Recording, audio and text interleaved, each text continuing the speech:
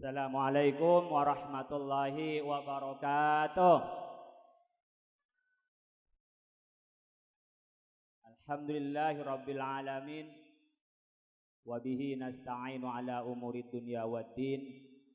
Wassalatu wassalamu ala ashrafil anbiya'i wal mursalin Sayyidina Muhammad wa ala alihi wa ashabihi ajma'in. Subhanaka la ilma lana illa ma 'allamtana innaka antal alimul hakim. Bapak Ibu sekalian, hadirin, masyayikh, wabil khusus pengasuh Pondok Pesantren Al-Anwar Kiai Haji Dr. Mukhlis Muhsin MH yang pada hari ini sedang berbahagia karena dihadiri kita-kita semua di ulang tahun Pondok Pesantren yang ke-28. Kurang nyaring tepuk tangannya ini. Masa pagi-pagi sudah ngantuk ini.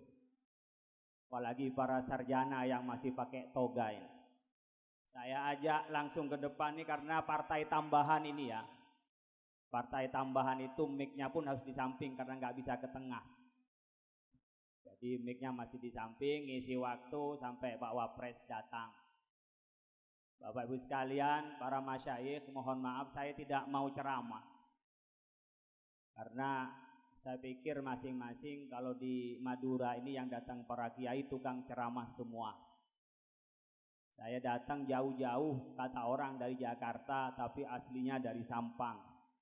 Jadi tak langkong ngisi waktu saos dak Bapak Ibu sekalian. Tapi beton gula dari Jakarta, abareng cakanca dari Pegadaian Syariah. Ini tepuk tangan kalau ini nih.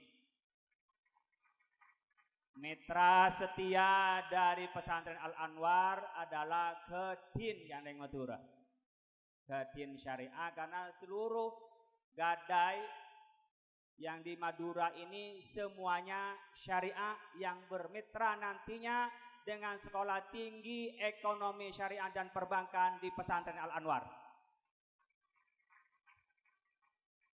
Jadi nanti ada yang ngaji fikih, ada yang ngaji sugih.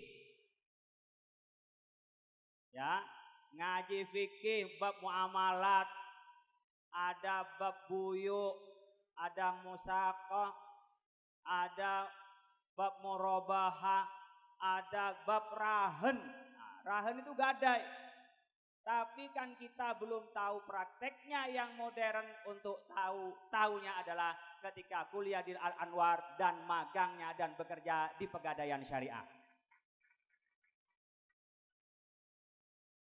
Bapak Ibu sekalian, para kiai saya tidak sebut satu persatu ini karena mau disebut semua nanti sampai datang Wapres. Ini ceramahnya nggak sampai ceramah, baru yang terhormat Sekula Amul Jaaki, sebutan kaula ngormatin dan seterusnya. Jadi tanpa mengurangi rasa hormat, Bapak Ibu sekalian, saya langsung menyampaikan rasa gembira saya. Kiai Mukhlis nikah, sedikit cerita saja. Ini cerita, barangkali di dalam cerita mengandung nasihat. Jadi bukan nasihat. Cerita yang barangkali mengandung nasihat. Kula sareng Kiai Mukhlis ini sama-sama mondok di pesantren Sidogiri. Satu kelas ya, satu kelas. Cuman beda nasib. Nasib kula dengan Jakarta, nasib Kiai Mukhlis beda dengan Modung. Yang kedua, nasib kula bini Situng, Kiai Mukhlis lebih dari Situng. Nah, ini kakalan kula Kiai Mukhlis dengan nikah. Jadi kula sampai yang pertama sampai sekarang Ki Situng dan Situng A, ada Situng Bin. Menabi Kiai Mukhlis pada sampai Situng F dan G. Jadi menabi mau belajar soal bikin pesantren boleh, tapi ada tambahan yang mau nambah istri belajar ke Kiai Mukhlis. Bapak Ibu sekalian, sekedar cerita, saya ini lama satu kelas dengan Kiai Mukhlis di Sidogiri, kelas 1, kelas 2, kelas 3. Ini seyogyanya Kiai Fuad Nur Hasan hadir, cuman beliau lagi di Jakarta. Saya sudah pamit, saya mau ke Kiai Mukhlis di Bangkalan, Kiai. Lama nggak ketemu, lama tidak jumpa. Yang mempertemukan adalah acara-acara kami di Nahdlatul Ulama. Karena orang NU nikah sebelum lahir masuk NU. Pas mukallaf baru masuk Islam. Karena orang yang Madura nikah hampir semuanya NU. Ya. Kata orang kecuali satu yang Muhammadiyah katanya. Jadi karakternya NU, jadi kalau sekolah, mondok, belajar, Mukhlis juga kuliah sampai S3, saya juga kuliah sampai S3 di Malaysia, itu nggak ketemu. Jadi acara-acara di NU di samping silaturahim juga silatul ilmi. Selain menyambung silaturahim juga menyambung ilmu. Alhamdulillah, mangken agabai pondok Mukhlis, gulah pun agabai pondok. Menabi Mukhlis ini sudah ke-28, saya baru ulang tahun kemarin yang keempat. Jadi lebih cepat Mukhlis. Ibu bapak kalau pengen cepat berjuangnya, jangan istrinya satu, harus tambah dari satu. Ini khusus untuk Kiai Madura. Mun Kiai luar kadang, mun bani Kiai nambah bini, nikah awal laku, pas tak laku. Mun reng Madura, mun awal tak laku andi bini tung, nambah bini, nikah pas laku. Tak manjur awal nabi nitung, ting abini telok, nikah pas manjur. Napa boleh abini empat? Tambah manjur nikah. Bapak Ibu sekalian, bikin pesantren. Saya tanya ke Mukhlis, karena saya tidak begitu tahu dengan ke Mukhlis itu asal usul. Ini tahun 2008 itu ngajar ngaji kecil-kecilan. Artinya cuman yang nyantri 3 orang, terakhir 7 orang. Baru tahun 2003, 93 ya. 2003 itu baru pertama kali ada yang namanya sekolah. Beliau dari keluarga yang biasa, bukan anaknya kiai besar. Ya, bukan anaknya orang yang terkenal, bukan. Saya bukan meremehkan kiai yang terkenal, bukan. Yang ingin saya sampaikan Bapak Ibu sekalian, kalau belajar, kalau ngabdi kepada masyarakat, ajar ongguan, Allah akan ngangkat derajatnya. Tidak perlu nanya, saya anaknya kiai, saya anaknya tokoh, yang penting belajar ilmu, pasti Allah ngangkat derajat. Ini saya ingin menyampaikan tentang kadang-kadang kalau kita ini mau belajar, itu Bapak Ibu sekalian kadang-kadang apa nak mi sekolah kita ki jangkok kator nareng bungkaladan. Kebaya apa nak engkau sekolah sampai sarjana, modung kok beda sarjana. Buat apa sarjana itu? Buat apa kita kuliah jauh-jauh? Kenapa kita harus pintar Bapak Ibu sekalian? Kadang-kadang kita ini dipikir, anan reng biasa, anan orang bungkaladan, anan orang miskin, anan orang degeng, tak kira detik kiai. Ternyata dengan pondok ini Bapak Ibu sekalian, saya ingin berikan contoh nyatanya bisa agabai pesantren. Bentem pada benih jauh, udah kan agabai di Jakarta, orang tak kenal siapa Khalil Nafis, orang tak kenal, orang dari Demak, tak oneng. Udah di Jakarta itu kayak alas, rimba, orang silahkan berkarya. Tapi ternyata di Madura orang biasa pun bisa bikin pondok pesantren. Jadi Bapak Ibu sekalian, menyekolahkan anak ini jadi apa Pak? Ya minimal hidupnya itu jelas. Minimal hidupnya punya pengetahuan. Minimal hidupnya terarah. Nah Bapak Ibu sekalian, tadi saya tanya ke Mukhlis, ini cerita orangnya lagi keluar, saya tidak melebih-lebihkan. Saya tanya apa rahasia sampian kiai? Kok bisa agabai ngak nikah? Kan beni potrana kiai. Orang biasa dari musola, agabai pesantren, dan sekarang sampai perguruan tinggi di Madura tempat. Kata beliau, bapak saya itu sudah nggak ada dan saya hanya merawat ibu saya. Selebihnya waktu saya ngajar ngaji di musola.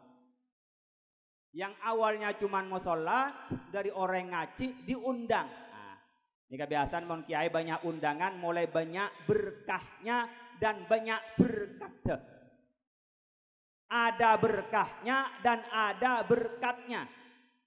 Nah ini kalau kiai-kiai. Jadi kalau kiai tukang ceramah, kayak saya ini tukang ceramah, itu banyak berkahnya, gak kelihatan. tapi juga banyak berkatnya, banyak oleh-olehnya.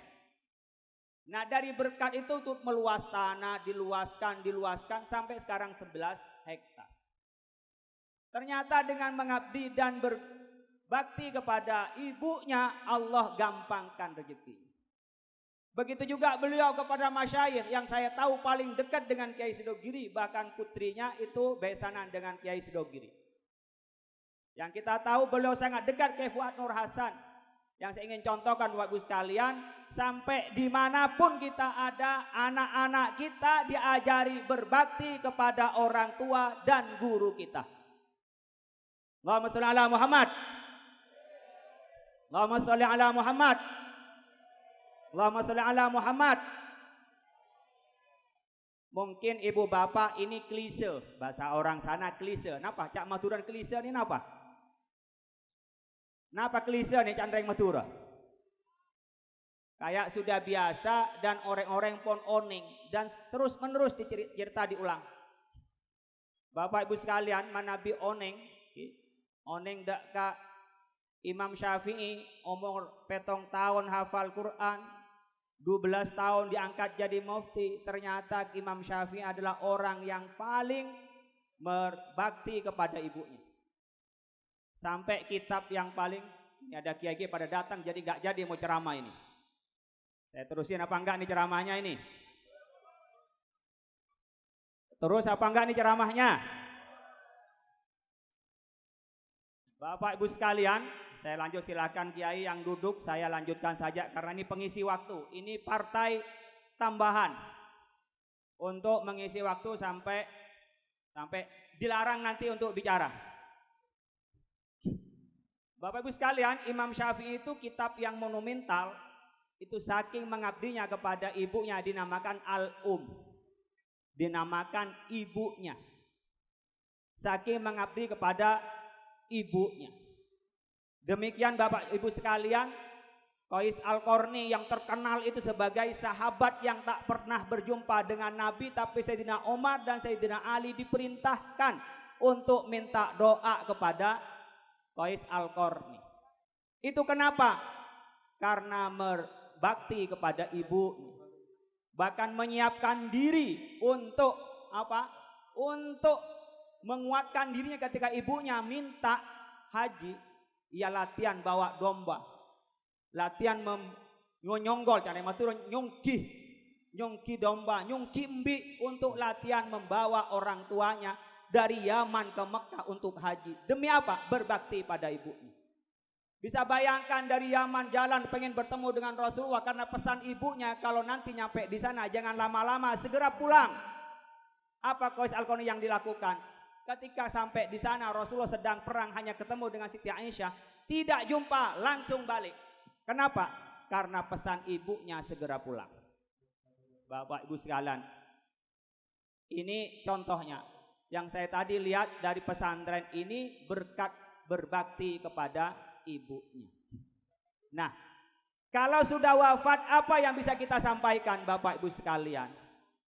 Apakah kita masih bisa Pak berbakti kepada ibu bapaknya untuk kita sampaikan dan kita berikan pada orang tua? Inilah pertanyaan yang disampaikan oleh seorang Bani Salamah kepada Rasulullah SAW. Ya Rasulullah, hal baqiya alayya abaru bihima, ya abaru abawayya bihima ba'da mautihima. Apakah bisa ya Rasulullah saya berbuat baik kepada kedua orang tua setelah dia meninggal? Apa kata Rasulullah? Naam, bisa. Oleh karena itu Bapak Ibu sekalian, sekarang kita ada haul. Apa kata Rasulullah? Yang pertama as-salatu alaihima. Yang pertama untuk kita berbakti pada orang tua yang sudah wafat adalah mendoakan. Maka hari ini ada yang namanya haul. Haul itu dilakukan yang kita berikan setiap hari lahirnya dari orang tua, dari orang-orang masyayikh kita, dan orang yang diberi haul adalah orang-orang yang memang hebat. Karena doa orang tualah kita ini melaksanakan sesuatu yang baik. Karena jasa orang tualah yang memberikan kepada kita. Maka ada haul. Jangan kita ini Bapak Ibu sekalian terbawa oleh pikiran yang mengatakan haul itu bid'ah. Bu, ada enggak yang mengatakan haul bid'ah? Ada enggak di Madura? Ada yang mengatakan haul bid'ah? Enggak usah, kalau enggak ada alhamdulillah. Tapi saya ingin menjelaskan bahwa haul itu cara kita berbakti kepada orang tua. Yang dikatakan Nabi, na'am as-salatu alaihima. Berdoa, salat itu lughatan ad-doa. Salat pada bahasanya, arti bahasanya adalah doa. Jadi kita mendoakan, kumpul-kumpul, baca sholawat, baca zikir, baca Quran, doa kepada orang tua. As-salatu alaihima. Kemudian kita pasti ada baca istighfar, wal istighfaru lahuma. Baca istighfar, mintakan ampun. Maka tadi Sayyidina Omar, Sayyidina Ali oleh Rasulullah, kamu cari namanya Uwais Al-Qarni. Kenapa? Dia mustajab doanya. Kenapa mustajab doanya? Karena berbakti kepada orang tuanya. Apa yang dimintakan ke dia? Anda mintalah ampun kepada Allah melalui doanya Uwais Al-Qarni. Wah Pak, kalau kita minta ampun seakan-akan tidak begitu penting. Enggak jelas, beda dengan minta uang, minta pekerjaan, minta rumah, atau ada yang minta jodoh. Yang masih jomblo mudah-mudahan segera dapat jodoh. Ini yang baru sarjana-sarjana ini kita doain dapat jodoh. Tapi yang sudah punya jodoh jangan doa lagi. Nanti malah nambah jodohnya ya. Nah, Bapak Ibu sekalian, Uwais Al-Qarni itu diminta apa? Ampun. Karena kalau Allah sudah ngampunin, Allah memberikan ampun, Allah punya porah, minta napa saus paling aki serang Allah. Itu pentingnya kita minta ampun dan doa yang mustajab karena berbakti kepada orang tua. Haul ini dalam rangka apa? Berbakti. Makanya kalau doa, ketika kita ngirim Fatihah kepada ila hadratin Nabil Mustafa Muhammadin sallallahu alaihi wasallam wa ala alihi wa azwajihi wa dzurriyyatihi wa ila jami'i abaina, ya, kita ngirimin Fatihah pada Nabi semua ila abaina wa masyayikhina dan guru-guru kita. Jangan lupa. Jadi jangan sampai kita ini jumawa merasa sudah pinter atau kita merasa nggak perlu barokahnya guru dan orang tua. Kenapa? Itu muncul sombong. Dan kita kadang-kadang yang mudah dalam hidup menjadi sulit. Kenapa jadi sulit? Karena kita tidak dapat barokah dari orang tua kita. Maka kita menyampaikan wa masyayikhina, bahkan wa muallifati kutubina, pengarang-pengarang buku yang kita baca, kita bacakan Fatihah. Ini kan sifatnya harian. Maka tidak berarti haul menghilangkan yang harian, tapi haul mengingatkan kita bahwa hidup ini yang di dunia bertalian dengan orang yang sudah di alam barzakh. Jangan sampai kita hidup hanya sendiri dan menjadi orang yang individualis. Bu, ibu, sedikit ibunya nih, Pak. Aduh, hanya udah lapar ini. Ini kesini nggak ada yang bawa air ya. Kayaknya sudah haus semua ini. Ini masih partai pertama loh. Ntar lagi masih ada sambutan wagub, masih ada dari wapres. Sampai nanti zuhur. Kalau nanti sambutan lama sampai asar. Siap nggak Pak? Siap Bu? Ini baru partai tambahan. Saya ini ceramah, bukan undangan ceramah, undangan hadir. Ini namanya Candeng Madura pegek kaok. Pegek kaok itu apa? Enggak sengaja dipegang langsung disembelih gitu. Itu sama. Kalau pegek kaok ipabi ini nyaman. Ini pegek kaok esoro sambeli, esoro ceramah. Nah, Bapak Ibu sekalian, haul ini saya ingin memantapkan haul biar kita ini hidupnya berkah. Berkah dari mana Pak? Berkah itu ziyadatul khair. Tambah kebaikan, ibri sarta sakoni nyaman, ibri banyak lebih nyaman. Ibri anak, anaknya soleh, nyaman dengan keluarga. Ibri kelakuan si tepak, itu namanya barokah. Kalau sudah tidak barokah, naik pangkat, Suaminya kaya, itu bukan tambah baik dalam keluarga, malah nggak pulang-pulang ke rumah sampai 3 kali lebaran. Bang Toyib katanya. Coba ibu-ibunya dikasih belanja sedikit, ngamuk, dikasih uang banyak, sosialita. Itu kalau nggak berkah. Punya handphone. Nah, handphone nih sekarang. Saya mau tanya di sini, ada nggak bapak-bapak yang nggak punya handphone? Handphonenya yang satu ngangkat. Wadah, nggak ada yang satu. Yang handphonenya lebih dari satu. Ini biasanya yang lebih dari satu, istrinya pasti lebih dari satu. Atau yang sering ganti-ganti nomor. Ini biasanya kalau tidak karena istri lebih satu, biasanya punya utang belum dibayar. Ini biasanya, bukan biasanya. Sekarang Bapak Ibu sekalian, ibu-ibu sekalian, saya mau tanya, sehari pegang handphone berapa lama? Bu, sehari pegang handphone berapa lama? 6 jam? Sampai tedung. Encan cepon sampai tedung mangke ini banyak orang sedain celang benih yang ngasojud. Keng sampai tedung niku handphonenya jatuh ke dahinya. Jadi bukan karena sujud tapi handphone sampai tidur, sampai jatuh-jatuh. Coba kalau itu namanya yang dibaca buku, baca zikir kan hebat. Kata penelitian, orang pakai handphone begini Bapak Ibu sekalian, pegang handphone sehari semalam minimal 8 jam. 8 jam.